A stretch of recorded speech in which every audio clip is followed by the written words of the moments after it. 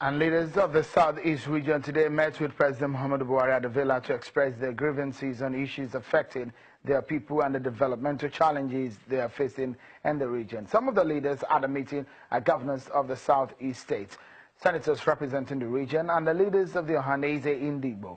The Vice President, Professor Yemi Osinbajo, was also at the meeting, and this is perhaps the outcome of the meeting.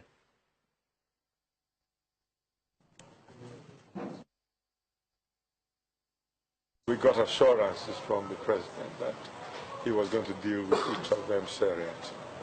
There's no reason for me to doubt them because it's the first time I've had this interaction with him, and I have been feeling that he spoke to us very frankly.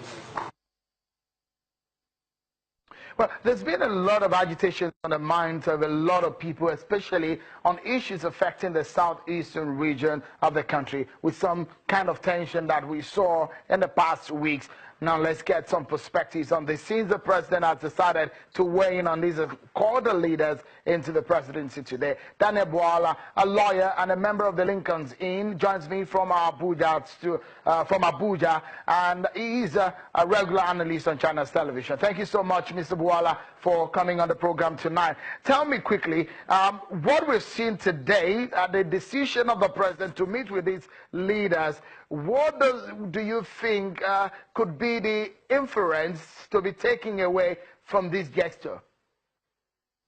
Thank you for having me. For me, I'm particularly excited that there is a dialogue and engagement between the president and people from the Southeast, especially because of the agitation, the IPOB agitation, which has created a lot of bad feelings, towards the government from the people from that side. And the fruitfulness of the meeting is to the effect that the president has reiterated again the commitment of his administration to meet up with the plans of the government to take care of the projects like the East-West Road, the Coastal Line, and all of these projects that he has indicated to the people from the Southeast that they are going to pay attention to. This is going to quell a little bit of the agitation that we find from that part of the country. I deeply regret that in the last election, the Southeast could not produce a senator from APC because we wouldn't have been complaining as much because there would be a senator who would be emerged as the Senate president from the Southeast. But this meeting today is the beginning of many more engagement between the government and the people of Southeast. And I believe to an extent that this is going to help in a great deal.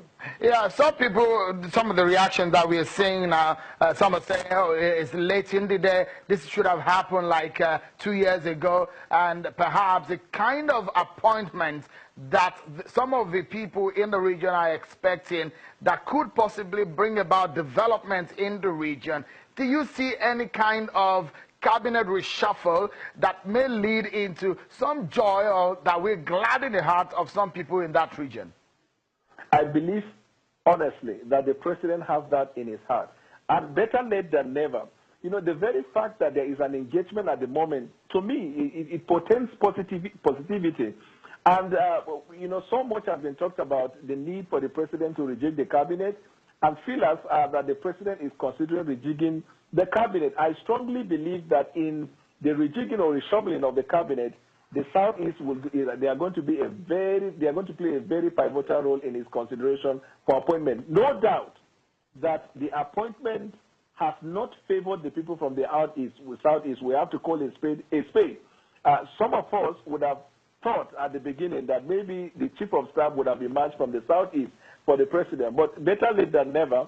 And I believe that in the cabinet reshuffle, the president is going to consider that. There is one thing that must be clear, even though there is a misinformation and perception from the people from the Southeast, towards the person of the president. But one thing is clear, that the president has in his heart the goodwill of the people from the Southeast. And this engagement, to me, is the way forward.